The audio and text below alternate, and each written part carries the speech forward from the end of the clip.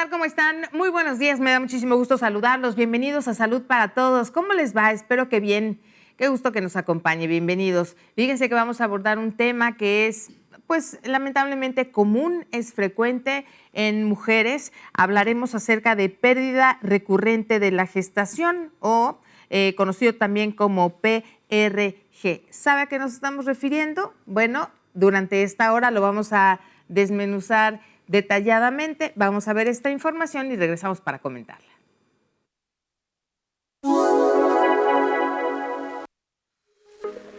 En el 50% de los casos de aborto espontáneo, el origen es genético. Sin embargo, tan solo se atribuye la causa genética a un 3 a 8% de las parejas con aborto de repetición. La estrategia para poder conseguir un embarazo viable y el nacimiento de un niño sano en las mujeres que sufren de aborto de repetición va a depender de la causa específica de estos. Por tanto, cada pareja o mujer va a necesitar un tratamiento personalizado. Por eso es importante acudir con médico especialista para que se adecúe el tratamiento. Las causas cambian. Ya no suelen ser errores genéticos del bebé, sino problemas en el entorno: útero, placenta, salud materna. Según datos del INEGI México y asociaciones de ginecología, las causas principales son problemas de placenta, 25 a 30%.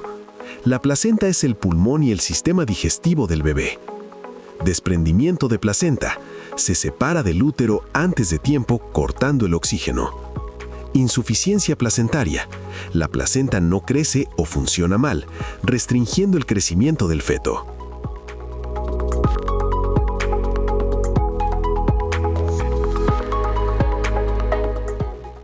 Muchísimas gracias por continuar con nosotros y también por esta información. La maravilla de dar vida, pero hay veces que suceden situaciones diversas, situaciones que no quisiéramos que pasaran y entonces el embarazo se ve interrumpido por una pérdida recurrente. Y les voy a presentar al doctor que nos acompaña esta mañana. Le damos la bienvenida al doctor Raúl Rodríguez Osuaga. Él es ginecólogo y nos acompañará durante esta hora. Doctor, ¿cómo está? Qué gusto Gaby, volver a buenos días. verlo. Bueno, nos volvemos a ver. Sí. Gracias por la invitación. Ya sabes, es un placer estar aquí contigo. Gracias, doctor. Igualmente. Y bueno, vamos a empezar por el principio. Es un tema interesante del cual pues necesitamos saber muchas cosas o queremos saber muchas cosas. ¿Qué se considera una pérdida recurrente del embarazo? Bueno, la pérdida recurrente del embarazo, pérdida gestacional recurrente, la podemos definir como la pérdida de 2 o más embarazos, ¿sí? Esta la podemos dividir en primaria, ¿sí? La primaria es cuando una mujer no ha tenido un bebé a término, ha tenido un embarazo a feliz término y tiene más de 2 pérdidas recurrentes. Y la secundaria es cuando ya tuvieron un bebé y tienen posteriormente pérdidas fetales, 2 o más pérdidas fetales. Bien, es que lo que le iba a preguntar era cuántas pérdidas deben ocurrir para que ya se clasifique esto como recurrente. Entonces, ¿a partir de 2? De 2 en adelante, sí. Puede, nada más una escuela europea clasifica de 3 en adelante, pero aquí en México, en la guía de práctica clínica, nos dice 2 pérdidas o más recurrentes. Bueno, esto también, y lo veremos más adelante, no solamente tiene una afectación física, sino también una afectación emocional, psicológica, ¿no? sí. Psicológica, una pérdida, cualquiera que ésta sea. Así es. Pues siempre va a repercutir de una manera diferente en cada persona. Sí, y la mujer cuando tiene un aborto, presenta un aborto, desde ahí empiezan ya las complicaciones psicológicas, ¿no? Porque no puedo tener bebés, a lo mejor no sirvo, porque todavía no sirvo para tener bebés y eso. Y se nos olvida que al menos casi la mitad de mujeres en edad reproductiva van a tener una pérdida durante su vida reproductiva. ¿Y esto a qué se debe, doctor? Bueno, hay muchos factores. En la pérdida gestacional recurrente hay factores, ¿sí? Unos pueden ser infecciosos, otros genéticos, ¿sí? Otros de enfermedades autoinmunes, ¿sí? Enfermedades crónicas, por ejemplo, la diabetes. Somos un país que tenemos un alto índice de diabetes. La diabetes también puede generar problemas, la resistencia a la insulina, pero también hay factores que apenas se están estudiando a nivel mundial, que vienen representando el 45 a casi el 50% de factores que todavía no se encuentra el porqué. ¿Sí? Pero lo que hasta el momento sabemos pueden ser infecciosas, genéticas, ¿sí? Anatómicas, porque También, hay ¿verdad? anatómicas, porque hay datos de, por ejemplo, úteros bicornes, septados, ¿sí? Que pueden generar abortos de repetición. Doctor, ahora que menciona la cuestión física, por ejemplo, mujeres con espina bífida o algún tipo de malformación, pero el útero está en buenas condiciones, ¿pueden embarazarse? Sí se sin pueden problema? embarazar, Ajá. pero ahí tenemos que tomar en cuenta que ya hay una alteración a nivel genético, una alteración, la espina bífida, ¿sí? El mielomeningocele o antecedentes de síndrome de Down o algún otro síndromes, se tiene que buscar. Hoy en día ya hay estudios para cariotipos para saber, ¿sabes qué? La alteración cromosómica viene por parte del padre o de la madre. Hay estudios que se hacen a los embriones productos del aborto, ¿sí? En donde ya se puede definir si es por parte del padre o por parte de la madre, ¿sí? Y en casos severos se ha llegado a tener que echar mano hasta de la donación espermática o la donación ovular. A ver, entonces este tema ya es la cuestión genética, Así ¿no? es. Esta información con la cual cada uno tiene una carga y al momento de la fecundación, Así bueno, es. pues viene toda esta combinación. Entonces también la genética juega un papel Muy fundamental. importante, sí, y esto pues, afecta en cuanto a la división celular, sí, a partir del sexto día que se encuentran el óvulo y el espermatozoide, es fecundado el óvulo, empieza división celular, hasta llegar a un periodo de mórula, ¿sí? En cual se ¿Estos implanta. son los XX y XY? Sí, bueno, y Oh. la cadena del ADN y todo esto Ajá. que tenemos. Muchas veces no hay los pares correctos o no hay la numeración correcta de cromosomas, ¿sí? Cual deriva en alteraciones genéticas. Hoy en día ya se pueden estudiar. Ya hay un estudio en Europa en donde ya están inclusive curando esa cadena para tratar de evitar que en los subsecuentes embarazos ya no se presente la alteración ¿Puede haber genética. ese tipo de modificaciones? Ya está empezando a haber en países de primer nivel, en Inglaterra sobre todo, sí, ya hay ese estudio o esa técnica. Esa técnica, es decir, alguna persona que tuvo un hijo o hija con síndrome de Down puede... Sí, puede ir y pueden hacerles estudios de cariotipos, de cromosomas, de cadenas de ADN, todo eso, para tratar de ver por dónde viene la alteración. Y muchas de estas las pueden ellos curar, entre comillas, ¿no? Para tratar de que no salgan en el próximo embarazo. Claro. Doctor, se habla también de causas hormonales. ¿Cuáles serían las más comunes? La más común, la hiperprolactinemia. La prolactina es una hormona que se secreta sobre todo después del parto, que es la encargada de fomentar la lactancia en la mujer.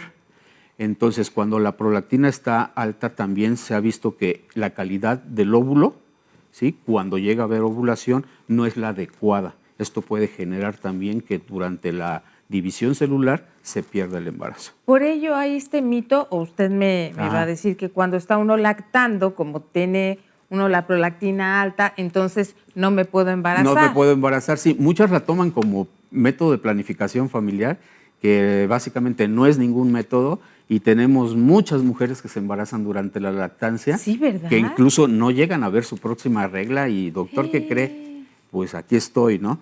Y entonces la prolactina puede fomentar mala calidad del óvulo. Entonces se tiene que checar. A ver, entonces, sí hay una realidad que cuando está alta la prolactina, la calidad del óvulo no es buena, pero No eso es no buena. quiere decir que si tienes la prolactina alta, entonces no te puedes embarazar. No te puedes embarazar, ¿sí? Sí se ha visto que las mujeres que tienen la prolactina elevada, pues su ovulación no es muy regular, que digamos, pero no se ausenta por completo. Por completo. Así es. Entonces, sí, en cuanto a planificación familiar, si no se desea tener un bebé en ese momento, Sí. es mejor utilizar Algún método. Hay otros métodos ya muy ¿verdad? seguros para la lactancia, eso. Igual pasa con el ovario poliquístico.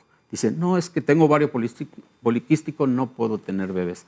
Es mentira, tampoco sucede eso. Muchas mujeres con ovario poliquístico, pues la manera inesperada de curárselo, pues es que salen embarazadas. ¿Y qué tanto riesgo hay, doctor? También existe un riesgo, ¿sí?, de tener alguna pérdida o eso.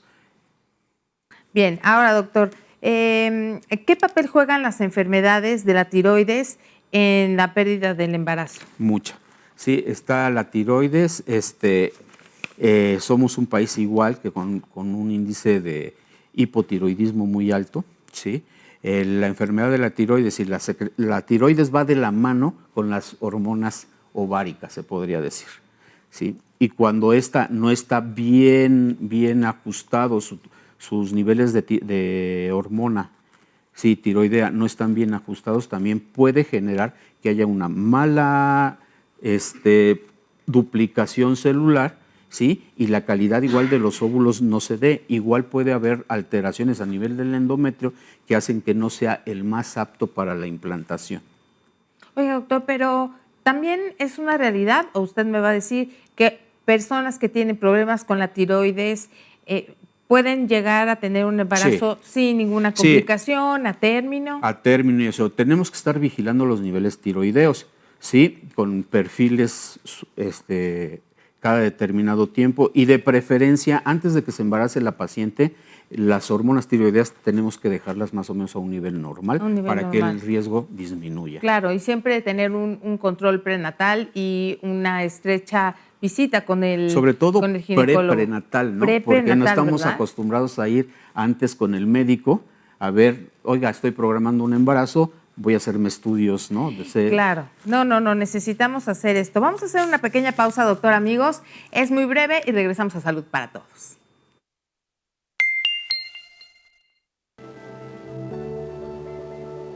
El aborto de repetición, también llamado aborto recurrente, se define como la pérdida gestacional de 3 o más embarazos antes de las 20 semanas.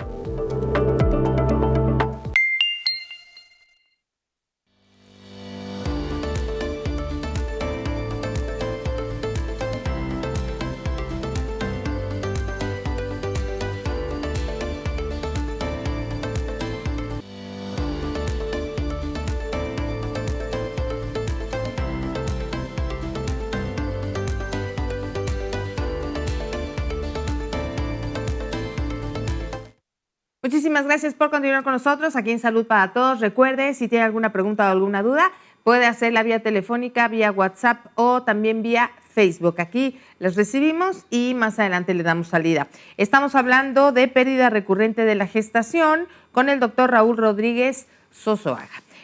Doctor, a ver, ¿es realidad que todas las mujeres nos podemos embarazar o habemos algunas mujeres que tenemos algún tipo de problema y no podemos embarazar? Bueno, se dice que cualquier mujer se puede embarazar, ¿sí? Pues lo ideal es que antes de programar un embarazo, sí se hagan estudios para ver riesgos y para ver si en un momento dado se puede o no puede embarazar. Antiguamente se hablaba del útero infantil. La verdad que era, pues, sobre todo en pacientes que tenían antecedentes, se vio muy ligado a pacientes que tenían antecedentes de labio paladar hendido, por ejemplo. O sea, que ya traían alguna otra formación. Y si el útero no se desarrolló, bueno, efectivamente no pueden tener. Hay alteraciones también, como las mullerianas, que le llamamos, que son úteros didelfos, úteros bicornes, son como dos úteros pegados, úteros unicornes, úteros septados, ¿sí? Tienen un septo en medio que hace que no se puedan embarazar, ¿sí? O agenesia cervical, ¿sí? Hay alteraciones que se deben de estudiar. Esto es muy fácil estudiarlo hoy en día con ultrasonidos 3D o histeroscopías, ¿sí? Que podemos realizar para ver la anatomía del útero, ¿sí? En cuestión de enfermedades, pues pacientes con síndrome antifosfolípidos, diabéticas, hipertensas, sí se tiene que tener precaución, mucha precaución con los embarazos, si se está programando algún embarazo. Bien, pero lo que decíamos es que hay que insistir en la cultura de la prevención, ¿no? No solamente cuando ya inició la gestación, sino antes. ¿Qué debo checar? ¿Qué me debo tomar? No estamos acostumbrados a ir con el médico antes. Vamos con el médico, oiga, doctor, pues tengo un retraso de 1 semana, 2 semanas, y resulta que ya está embarazada, ¿no? Recordemos que la implantación se da a partir más o menos del 6º día de la fecundación, entonces ya cuando llegan, pues ya están embarazadas, ¿no? Y entonces lo que tenemos que hacer es empezar a hacer estudios, ¿sí?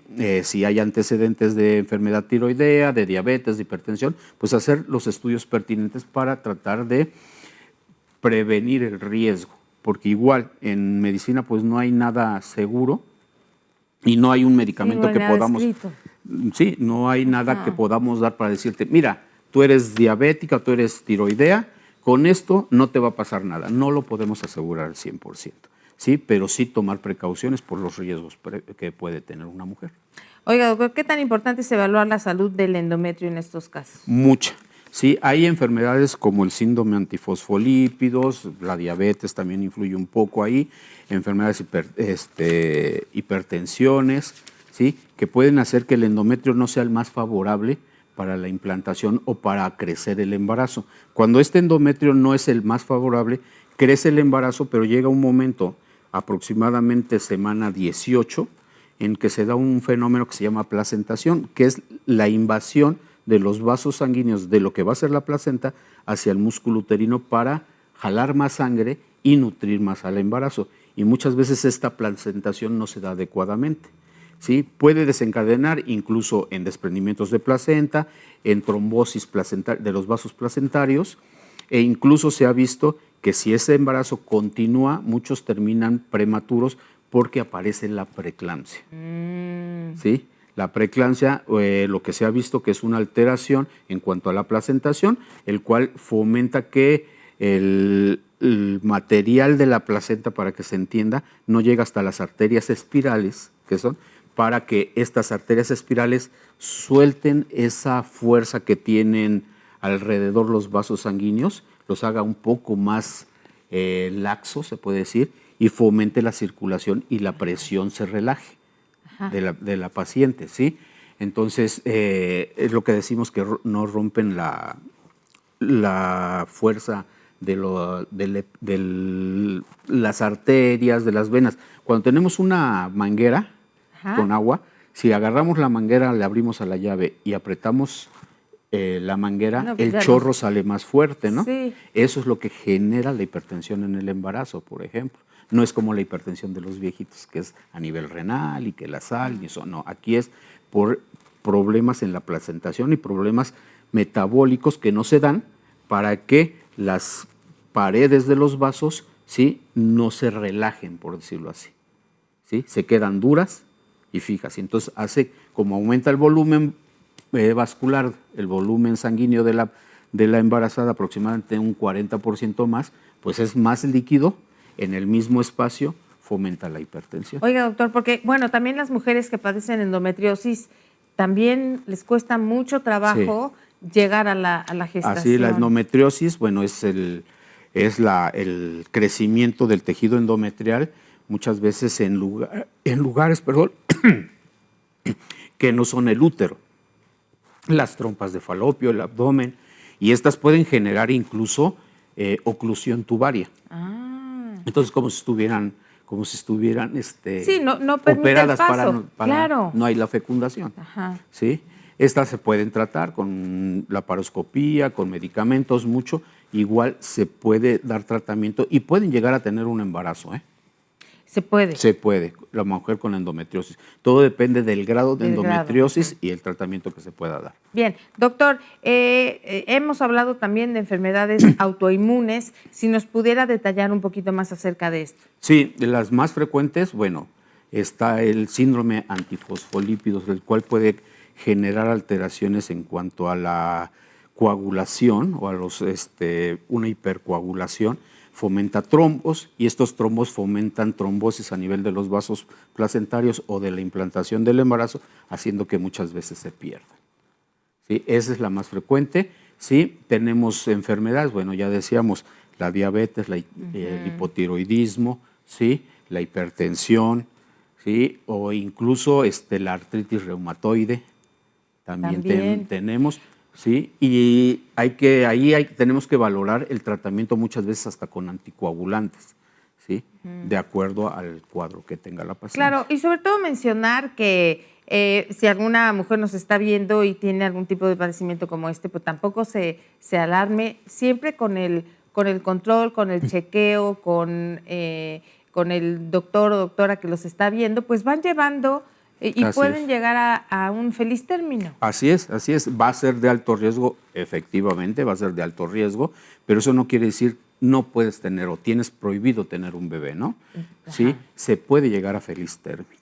Bien, doctor, ahora, esto también tiene que ver con el estilo de vida, los hábitos que tiene la mujer. ¿Esto también, o qué tanto pueden llegar a influir? Mire, por ejemplo, se ha visto que mujeres que tienen un índice de masa corporal por arriba de 25, ¿sí? Tienen más posibilidades de presentar pérdida fetal. A ver, ¿cuál es el índice normal? Más o menos 20, ¿sí? Por abajo de 25. 25 se podría decir que es una mujer llenita. 30 es obesidad, ya más de 30 es obesidad. Entonces se ha visto que también la calidad del ovocito sí disminuye en mujeres obesas. ¿Y esto por qué? ¿Por qué pasa? ¿Qué es lo que influye? Pues más que nada es a nivel metabólico. Tienen resistencia a la insulina, va seguida de la resistencia a la insulina, y esa resistencia a la insulina hace que el ovocito, ¿sí?, no madure adecuadamente o no tenga los nutrientes suficientes para ser de calidad. ¿Qué es el ovocito? El óvulo, lo que va el óvulo de la mujer. El óvulo de la mujer. Ajá. Y entonces, ¿cuáles son las condiciones ideales de un ovocito? ¿Qué necesita contener para que esté sano? Básicamente, volvemos a lo de la genética. Sí. Recordemos que la mitad de los cromosomas los pone el óvulo y la otra mitad los pone el espermatozoide. ¿Sí? Aparte de los dos cromosomas sexuales, ¿sí?, que la mujer pone el X famoso y el hombre es el que pone X o pone Y, o sea, es el que define el sexo en el embarazo, ¿sí? Pero si la mujer, ese óvulo o ese espermatozoide no contiene el número normal de cromosomas, ¿sí?, esto va a hacer que durante la división celular se venga formando alteraciones genéticas que pueden hacer que se disminuya, ¿sí? Pero igual, por ejemplo, el tabaco, el alcohol, ¿sí?, también pueden influir, ¿sí? Incluso el tabaco, que es muy frecuente, puede generar que no haya la suficiente motilidad de los hilios de las trompas de falopio, haciendo que a lo mejor el óvulo o el espermatozoide no puedan llegar a la fecundación. Que estén ahí, pero con esta falta de motilidad no se encuentren, digamos. No se encuentren, y volvemos a lo mismo. El cigarro, el alcohol, disminuye la calidad del óvulo o disminuye también la calidad y la cantidad de espermatozoides en el hombre. Doctor, en cuanto a la edad, creo que este es un tema también interesante.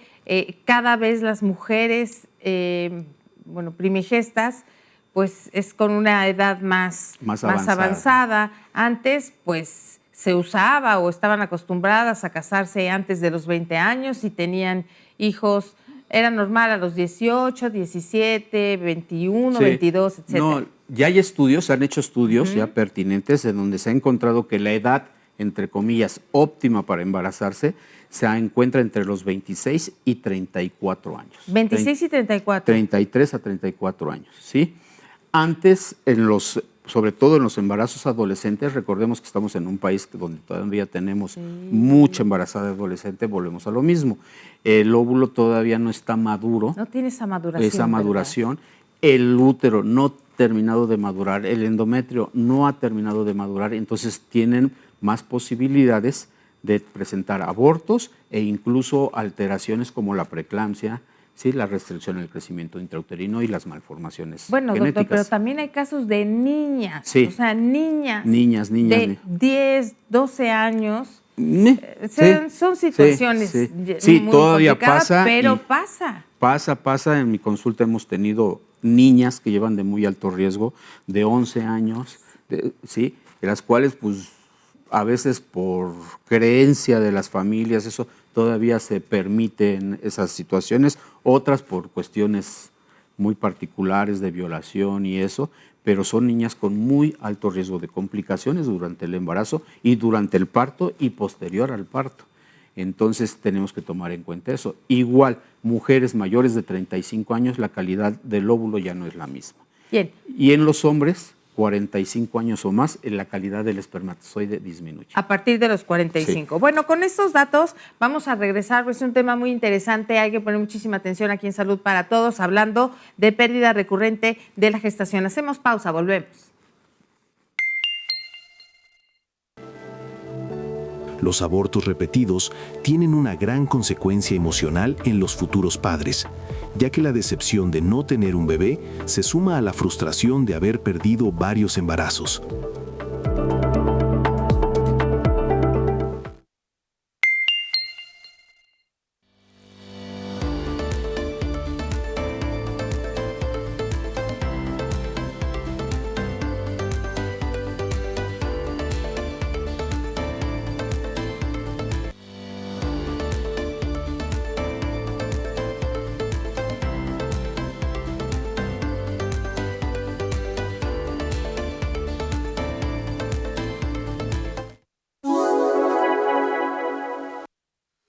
La pérdida recurrente del embarazo suele definirse como la pérdida de 2 o más embarazos. Cada pérdida del embarazo merece una revisión cuidadosa para determinar si la evaluación de la mujer o la pareja puede ser apropiada. Las causas de la pérdida recurrente del embarazo pueden ser maternas, paternas, fetales o placentarias. Las causas maternas comunes incluyen anomalías uterinas o cervicales, como por ejemplo pólipos, leiomiomas, bridas o adherencias, insuficiencia cervical, anormalidades cromosómicas maternas o paternas, como por ejemplo traslocaciones balanceadas, trastornos crónicos mal controlados, como por ejemplo hipotiroidismo, hipertiroidismo, diabetes mellitus, hipertensión, enfermedad renal crónica. Si tienes este problema, recuerda siempre acudir al médico para el manejo e individualizar cada paciente.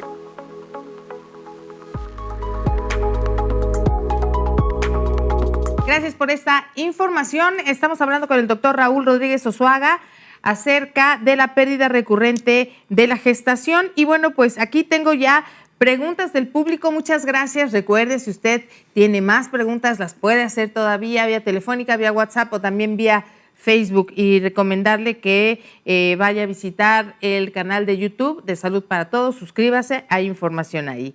Y los programas también. Doctor, ¿qué tan pronto después de la pérdida de un embarazo puede una mujer intentar quedar embarazada? Se recomienda mínimo un año. Mínimo. Se recomienda mínimo un año para que se recupere, se podría decir. A ver, es que sí, o sea, he escuchado esto, pero ¿por qué tenemos que esperar un año? ¿Qué es lo que le pasa a nuestro cuerpo? ¿Qué se debe recuperar? ¿Qué sucede? Más que nada la calidad endometrial, porque cuando hay un aborto, muchas veces se realizan procedimientos como legrado para limpiar la cavidad o aspiración, ¿sí? Y quiera uno o no, donde se implantó ese embarazo siempre queda una cicatriz. Entonces tenemos que esperar para que el endometrio sea el más adecuado para que tratar de disminuir el riesgo de que pueda suceder otra vez un aborto. Bien, entonces, sí, mínimo un año tenemos que esperarnos. Ahora dice, si una mujer pierde un embarazo, ¿tiene un mayor riesgo de sufrir otra pérdida? Sí. Si una mujer tiene un aborto, tiene el doble de posibilidades de generar otro aborto que cualquier otra mujer que no ha tenido un aborto. Pero esto no quiere decir que no pueda tener bebés. Y hay que estudiar por qué fue el aborto anterior. A lo mejor fue infeccioso, ¿sí? Hay infecciones como, por ejemplo, que las hemos dejado pasar a veces por completo, como la toxoplasmosis, el citomegalovirus, que son infecciones que se transmiten por las heces de las palomas o por los gatos y eso, que muchas veces no nos dan una sintomatología como tal a los que nos infectamos. Un día amanecemos, decimos, ay, me quiere dar gripa y resulta que estuvimos 1 o 2 días y se desapareció. Y cuando llegamos a hacer los perfiles para toxoplasma y citomegalovirus, resulta que tuvo contacto con el virus, o tuvo la infección, o ha habido pacientes que siguen teniendo la infección activa en el momento. Entonces, eso hay que atacarlo. Ya hay medicamento para tratar eso, disminuir esos riesgos y puede llegar a tener otra. Claro, y un puede embarazo. llegar a tener un embarazo, no, o sea, no es regla, pero sí tiene riesgo, Así digamos. es, riesgo. ¿No? Bien, ahora dice, ¿cuáles son los signos de un aborto espontáneo? Bueno, sangrado, dolor, ¿sí?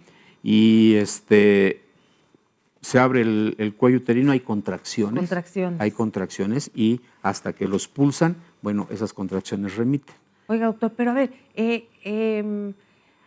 ¿a cuánto tiempo se puede dar una pérdida? ¿En cualquier etapa del embarazo? Bueno, se supone que en cualquier etapa del embarazo, pero para fines de este tema se dice que hasta la semana 20, ¿sí? 20, que es cuando se considera aborto en México, ¿sí? De la semana 20 para abajo, ¿sí? Puede haber, después de la semana 20 se consideran partos prematuros o partos pretérmino, ¿sí? Y estos pueden pues ser... sí, son como 5 meses, ¿no? Sí, las 20 semanas vienen siendo más o menos 4 meses y medio, ¿sí? Para que me entiendan. Y después de los 4 meses y medio, pues ya son partos prematuros.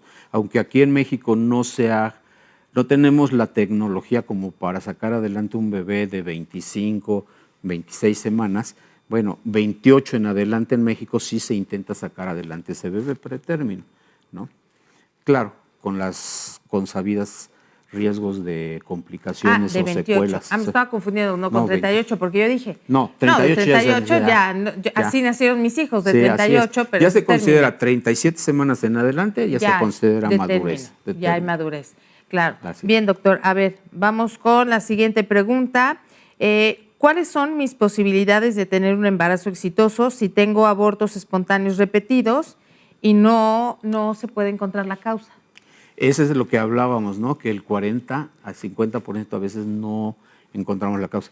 Hay que ver si ya le hicieron estudios más profundos, ¿sí? De cariotipos y cosas por el estilo para ver de dónde dónde podría venir el problema, ¿no? Si de la pareja del hombre o de la mujer, ¿sí? Muchas veces cuando se encuentra la causa, por decir, si es hombre, bueno, se opta a veces por donación espermática o si es mujer, por donación de óvulos, ¿no? Y podría llegar a tener un bebé a término. Oiga, doctor, el estrés, ¿no? Tan recurrente en nuestros tiempos, por la vida que llevamos, por las diversas situaciones. ¿El estrés puede ser o puede llegar a ser un factor determinante? No tan determinante, pero sí es un factor de riesgo. Se ha visto que las mamás trabajadoras, sobre todo, tienden a tener bebés un poco más chiquitos, ¿sí? Más riesgos de alteraciones como preeclampsia y cosas por el estilo, pero en cuestión de aborto, bueno, igual. ¿Por qué? Porque el ritmo de vida a veces no nos hace alimentarnos de la manera adecuada, no nos hace tomar los líquidos adecuados y desde una infección de vías urinarias puede generar una amenaza de aborto o un aborto. Entonces, sí es importante tomarse muy en serio las mamás trabajadoras, ¿sí? Alimentarse bien, suplementarse bien, ¿sí? Ya sea con omegas, vitamina D, aparte del ácido fólico y el fumarato ferroso que todo el mundo conoce, hoy en día ya se necesitan otras sustancias como los omegas 3, 6, 9, la vitamina D, el zinc, ¿sí? Para tratar de mejorar, por ejemplo... ¿Y eso lo podemos consumir de manera natural? Sí, o ya también existen suplementos, ¿verdad? Ya existen los suplementos que traen todo, ¿sí? Todo eso, traen los omegas. Los omegas, por ejemplo, son bien importantes para la formación, junto con el colesterol que fomenta la embarazada o que produce la embarazada para la formación del sistema nervioso central del bebé, por ejemplo. No, pues es que, a ver, ¿qué pasa cuando las mujeres no se enteran? Porque tienen periodos irregulares. Así y es. Para ellas a lo mejor en algún momento la ausencia de menstruación no es un síntoma de embarazo porque son irregulares. Por ejemplo, yo creo que mi mamá se enteró que yo venía en camino como a los 4 meses. Sí, Sí, no, y hay mujeres que a los 5 meses, 6, como son gorditas, son llenitas, a veces dicen, no, pues no arreglo total, ¿sí? Ajá. Y resulta que ya están embarazadas. Y quieras o no, los primeros 3 meses del embarazo son los más importantes. Pero si ni saben, entonces, ¿cómo se Exactamente. cuidan, cómo se vitaminan? ¿Cómo se... Exactamente, que es la No, por eso salí embriogénesis. así. Ahora entiendo, doctor. Ahora entiendo. No fue accidente, no fue casualidad. No fue casualidad. No fue casualidad. Ahora, doctor, ¿los problemas en el esperma pueden contribuir también a esta pérdida? Sí, sobre todo hombres que fuman, el tabaquismo, ¿sí? Por ejemplo, el calor local. Ahí vamos a los hombres que les gusta andar mucho en bicicleta, tengan cuidado con el calor local, con el calor del sillín, porque puede disminuir la calidad y la cuantificación de espermatozoides. Ah, ¿en serio? Sí. O sea, andar en bicicleta puede Abusar bajar la calidad, la calidad de los espermatozoides por el calor local que se produce a nivel genital. Recordemos que los testículos, que son los que producen los espermatozoides, justamente se encuentran por fuera del cuerpo, ¿sí? Para controlar la temperatura, ya que la temperatura puede hacer que no se produzca la suficiente cantidad de espermatozoides. Y también la calidad. La calidad de esos espermatozoides. Entonces, ¿cuál es la temperatura adecuada, Por lo digamos? los testículos están 2 grados de diferencia, ¿sí? De la temperatura corporal. ¿Más calientes o más fríos? Más calientes, o sea, si hace frío, la elevan, se eleva la temperatura. O sea, lo mantienen tibiecito, se puede decir. Ajá. ¿Sí? Entonces, cuando es mucha la temperatura a nivel local, a nivel de los testículos, altera la producción. El problema. No, bueno, pues entonces hay que poner muchísima atención a esta situación. Doctor, amigos, vamos a hacer una pequeñísima pausa, es breve, y regresamos a Salud para Todos hablando de pérdida recurrente de la gestación. Volvemos.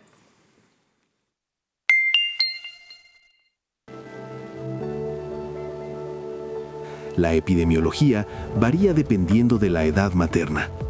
Una mujer con menos de 30 años de edad tan solo tiene un 25% de probabilidad de que se produzca un nuevo aborto. En cambio, con más de 40 años, existe entre el 50 y el 60% de posibilidad de que se vuelva a producir una pérdida gestacional.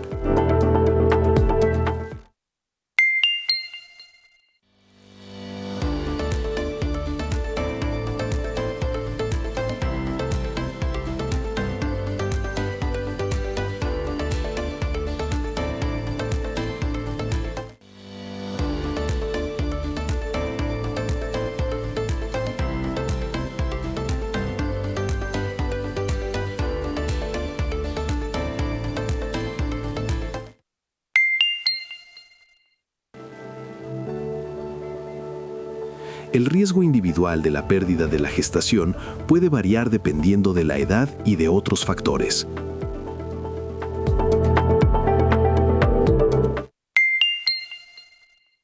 Gracias por continuar con nosotros en Salud para Todos, hablando de pérdida recurrente de la gestación con el doctor Raúl Rodríguez Sosoaga. Doctor, ¿qué estudios se recomiendan realizarse a una pareja que ya ha tenido una pérdida o varias pérdidas? Desde los básicos, desde una biometría, química sanguínea, tratar de hacer un escrutinio ahí, si no hay enfermedades autoinmunes, si artritis reumatoide, síndrome antifosfolípidos, ¿sí? Si no hay resistencia a la insulina, si la mujer en un momento dado tiene su útero, sus trompas con adecuada anatomía, ¿sí?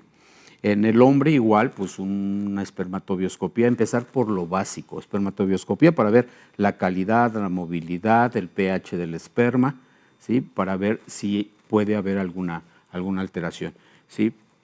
Pero, pues como decimos, no estamos acostumbrados a ir antes, pero sí se recomienda que mínimo 3 meses antes de que se esté programando un embarazo, la mujer ya se empiece a suplementar, ¿sí? De manera adecuada. Oye, doctor, ¿qué mensaje le daría a aquellos caballeros que pues no quieren asistir tanto a este tipo de estudios, de consultas y que les digan que a lo mejor el espermatozoide es la causa, etcétera? Porque pues, también se asocia un poco con cuestiones de la virilidad. Así es. Entonces también hay muchos mitos. No, y dicen, bueno, ¿Yo por qué me voy a hacer el estudio si yo no siento dolor, no tengo comezón, no tengo nada, no siento nada? Sí, pero por ejemplo una cuenta espermática baja, una movilidad alterada, se puede deber hasta por una pequeña infección en el líquido seminal, ¿sí? Se da antibiótico, se da tratamiento y mejora la calidad. Claro. Mejora la calidad, sí. A veces, como dices, todavía tenemos el gen machista ahí muy clavado y dices, no, ¿yo por qué? Yo sí puedo. Sí, la calidad espermática nada tiene que ver con la calidad de la erección en el hombre, por ejemplo, ¿sí? Entonces, sí hay que ver. Muchas veces son cosas pequeñas que se pueden corregir. Claro, o también caballeros que ya tuvieron a lo mejor una familia. Así es. ¿No? Y entonces después hay alguna situación que pasa, no sé, por alguna otra situación, la edad, etcétera, y entonces dicen, ¿cómo? Yo no soy el problema si yo ya tuve hijos. Así es, no, si yo ya tuve hijos, Ajá. el problema eres tú, que no, hay que ver la edad, hay que ver la calidad espermática, ¿sí? También, porque pues muchas veces la nueva pareja, y bueno, va a sonar a broma, pero muchas veces la nueva pareja por lo regular pues es más joven que la antigua pareja, ¿no? En los hombres somos muy dados a eso. Sí. Y ahorita está muy de moda, ¿sí? Entonces, normalmente si un hombre pasa los 40 años, ¿sí? Hay que ver esa calidad espermática. Bien, ahora, doctor, ¿qué tan exitosos son los tratamientos actuales para poder lograr un embarazo saludable? Hoy en día ya tienen un índice alto, se puede decir, ¿sí? Hay un porcentaje aproximado del 70-80% de efectividad, ¿sí? Dependiendo de qué tipo de método se use, si es la inseminación artificial, si es una fertilización in vitro, si es transferencia embrionaria, ¿sí? Todo eso, bueno, ya tiene un margen alto de posibilidades de llegar a un embarazo, ¿sí? Aunque, bueno, todavía es caro los procedimientos. Sí, todavía son muy caros. Los costos elevados. Pero bueno, preguntas del público. Vamos a darle salida. Muchas gracias a todas las personas que se comunican con nosotros. Dice, ¿qué debo saber sobre cómo afrontar los abortos espontáneos repetidos? Nosotros tenemos que echar mano del apoyo psicológico de un profesional en psicología, porque quieras o no, eso influye. Siempre les pongo de ejemplo a las pacientes, bueno, supongamos que tuviste una amiga en la universidad, en la prepa, por ahí salió, se portó mal y anda toda estresada porque tiene miedo de quedar embarazada. ¿Qué pasa? Pues hasta la regla se retira, ¿no? Hay alteraciones, entonces sí influye el estado de ánimo en la fertilidad de la mujer. Entonces, lo ideal es echar mano junto con la psicóloga para que ellas nos apoyen, ¿sí? Y hacerle entender que en un momento dado, bueno, hay estudios que se pueden realizar para tratar de ver qué es lo que pasó, cuál es el problema, ¿sí? Y aunque todavía existe un gran número de situaciones que no se han podido identificar, bueno, sí se podría llegar a tener un embarazo. Un embarazo. ¿Sí? Sí, solamente aquellas mujeres que, por ejemplo, se les diagnosticó incompetencia cervical, por ejemplo. Esa es una situación ahí especial, que es cuando se abre el cuello de la matriz o el cuello del útero después de los 4 meses de embarazo, solito, sin dolor, y cuando se enteran es porque ya las membranas se están protruyendo. Entonces ahí sí tenemos a veces que echar mano de cerclajes o de algún otro tipo de procedimientos. Claro. Doctor, esta pregunta creo que es la más recurrente y todo. ¿Es más difícil tener un bebé después de un aborto espontáneo? Bueno, el riesgo va a estar ahí, va a tener el doble de riesgo de poder presentar otro aborto espontáneo. Si este aborto fue provocado, porque hoy en día, bueno, sabemos que la interrupción del embarazo y eso, bueno, el riesgo es un poco menor, pero también depende del tipo de procedimiento y dónde se lo realizaron. Porque tenemos el síndrome de Asherman, que son las famosas adherencias uterinas que se dejan.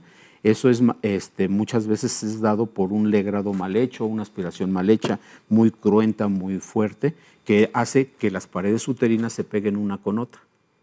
Entonces ni reglan ni se pueden embarazar. Uy. Entonces eso también depende, ¿sí? Para eso existe la histeroscopía, ¿sí? Y métodos para saber si hay algo de eso. Alguna situación de esta, bueno, sí tienen que revisarse, etcétera. ¿Qué tan comunes son los abortos espontáneos repetidos sin explicación? hasta el 50% de ellos. ¿Sí? Recordemos que de las mujeres la mitad va a poder presentar algún aborto 2 y de las pérdidas gestacionales recurrentes de esas pacientes que abortan, el 1 o 2% van a ser pérdidas gestacionales recurrentes. Y de ese total, pues el 40 hasta 50% todavía son de manera inexplicable. Doctor, para finalizar, ¿qué mensaje le daría a todas aquellas mujeres que nos están viendo o también a las parejas, ¿no? Que también sin duda es un apoyo emocional muy importante? ¿Qué les podría decir tras alguna pérdida o pérdidas recurrentes y que anímicamente y físicamente están muy lastimadas? Uno, acudir con un profesional. Tenemos que quitarnos ya esas cosas sociales y culturales que tenemos de que una mujer no sirve para nada si no tiene hijos, o un hombre es macho siempre, cosas por el estilo, y acudir con un profesional previo. Si estamos planeando un embarazo, ir previo con un profesional, hacernos estudios, ver si estamos aptos en ese momento para poder procrear un hijo, ¿sí? Y si no, pues ahora sí que dar tratamiento a lo que se encuentre mal, ¿no? Entonces, hay infecciones como, por ejemplo, clamidia o micoplasma, cosas por el estilo, que a veces dicen, no, es que es un flujito que yo tengo, por poner un ejemplo. Y resulta que la clamidia y eso puede provocar abortos, ¿sí? Entonces, acudir con un especialista, con un buen especialista, no se dejen llevar por recomendaciones de amigas, recomendaciones de internet, ¿sí? Chequen, hoy en día está muy dado eso de que resulta que dice ser doctor y no es doctor, dice ser especialista, no es especialista, ¿sí? No existen los médicos todólogos, ¿sí? Infórmense, vayan con el médico adecuado, ¿sí? Y adelante, o sea, pregúntenle a su médico todas las dudas que tengan. ¿Sí? Perfecto.